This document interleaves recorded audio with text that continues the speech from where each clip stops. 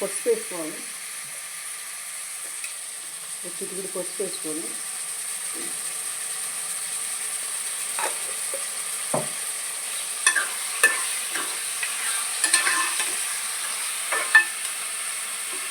అల్లం వెల్లుల్లి పేస్ట్ వేసుకోవాలండి.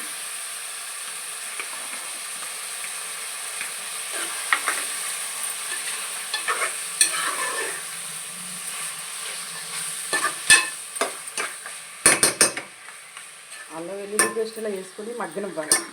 మూత పెట్టేసుకొని ఒక పావుగంట మగ్గనివ్వండి. మగ్గితే మటన్ బాగుంటుంది. బాగా ఈ నీళ్ళన్నీ కూడా అయిపోయేలాగా చూసుకోవాలి.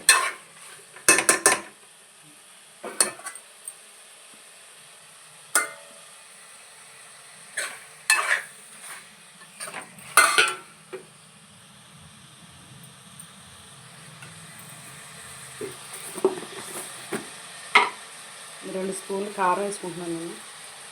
మీకు కారం తక్కువ తింటే తక్కువ, ఎక్కువ తింటే ఎక్కువ వేసుకోవచ్చండి. మా ఇంట్లో కొంచెం కారం ఎక్కువగా తింటారు.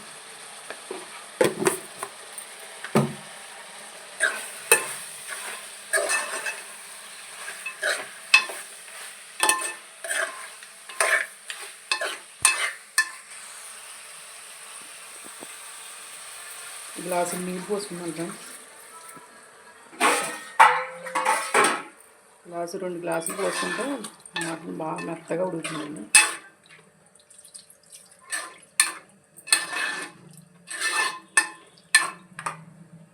కుక్కర్ పెట్టేసుకొని ఒక 7-8 విజిల్స్ వచ్చే వరకు కూడా అలాగే ఉంచేయాలి. మటన్ లేతగా ఉంటే ఒక 5 విజిల్స్ సరిపోతాయి. అదే కొంచెం ముదరగా గట్టిగా ఉంటే మాత్రం ఒక 7-8 విజిల్స్ రానివ్వాలి.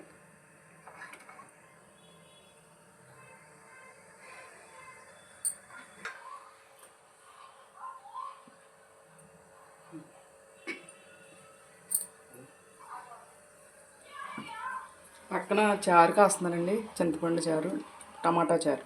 చింతపండు టమాటా ఎన్నేసి చారు పెడుతున్నాను. మీకు మటన్ కూరలో కాంబినేషను చారే బాగుంటుంది.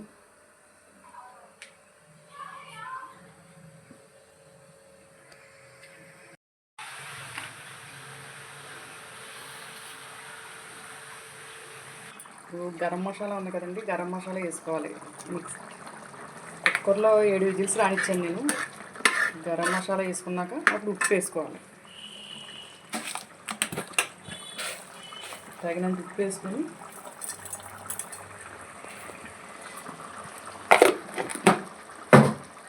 దగ్గరగా రాణించుకోవాలి. కూరని ఆయిల్ పైకి వచ్చే వరకు ఉడకనిచ్చి అప్పుడు దింపేసుకోవాలి. మటన్ కర్రీ ఇలా చేసుకుంటే చాలా బాగుంటుందండి. ఛానల్ లైక్ చేసి షేర్ చేయండి ప్లీజ్.